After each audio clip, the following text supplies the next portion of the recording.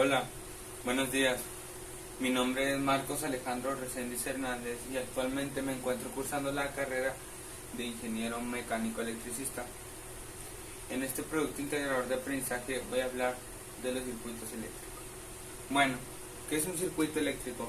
Un circuito eléctrico es un conjunto de elementos eléctricos que están conectados entre sí para la generación de energía, la transportación de energía y también su transformación, con la finalidad de tener diferentes tipos de energía. Puede ser la energía lumínica, que puede ser un foco, la energía calorífica, que son las estufas, o la energía mecánica, que son las de los motores. Bueno, los circuitos eléctricos tienen componentes.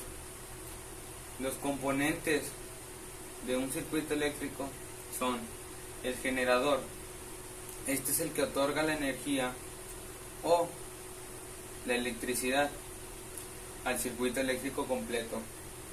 El elemento conductor son los cables por donde se lleva a cabo el flujo de electrones que se otorga a todo el circuito eléctrico. La resistencia eléctrica. Estos son los elementos que no permiten la circulación de la corriente eléctrica por el sistema de circuito eléctrico. El interruptor, este es el que se encarga de cortar, ya sea cortar o dejar pasar el flujo de electrones hacia el receptor, que el receptor es el elemento el cual va dirigida la corriente eléctrica del circuito eléctrico.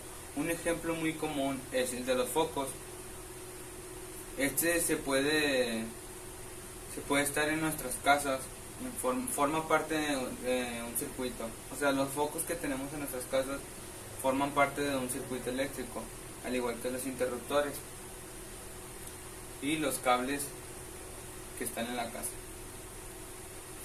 Y como esto, hablando de circuitos eléctricos ya en sí, hay 4 tipos de circuitos eléctricos. Circuito eléctrico simple. Este circuito consta de un solo receptor, o sea, el receptor es un foco. Simplemente está conectado a una pila y a un foco y está conectado por los cables. Está el circuito en serie, que consta de más receptores, pero estos están conectados por un mismo cable. Un ejemplo muy constante que vemos de los circuitos en serie literalmente son las series que vemos en los arbolitos de luces, las luces de Navidades, las que vienen los foquitos así. Por eso se llaman en serie, porque son un circuito en serie esos. Después tenemos el circuito paralelo, que este tipo de circuitos están conectados uniendo a las terminales de principio a fin.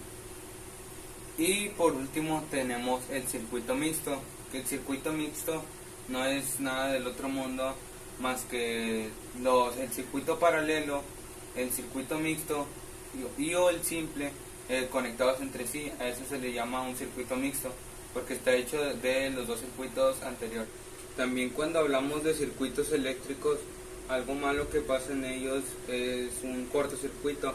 Esto es una conexión entre dos terminales de un elemento de un circuito eléctrico, lo que provoca una anulación parcial o total de la resistencia en el circuito, lo que conlleva a un aumento de la intensidad de la corriente que la atraviesa. También cuando nos referimos a circuitos eléctricos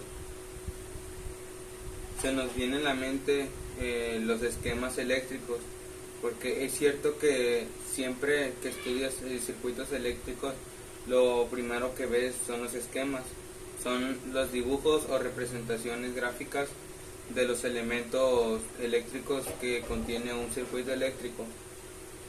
Bueno, cuando queremos representar un circuito eléctrico, esto se hace por medio de un esquema. Este esquema son dibujos de los elementos que lo compondrían, o sea, el circuito eléctrico. Cada elemento del circuito ya tiene una representación gráfica específica. Por eso los símbolos son normalizados. Son dibujos simples ya predeterminados. Estos símbolos pueden ser bien interpretados por personas de cualquier país. Entonces estos símbolos no cambian, no tienen ninguna variación dependiendo del país en el que se encuentre el ingeniero que está haciendo un circuito eléctrico.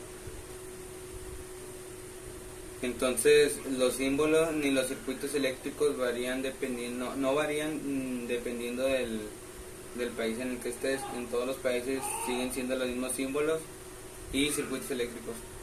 Y bueno, pues hasta aquí acabó mi presentación. Muchas gracias por escucharme y espero que tengan un bonito día, tarde o fin de semana. Gracias.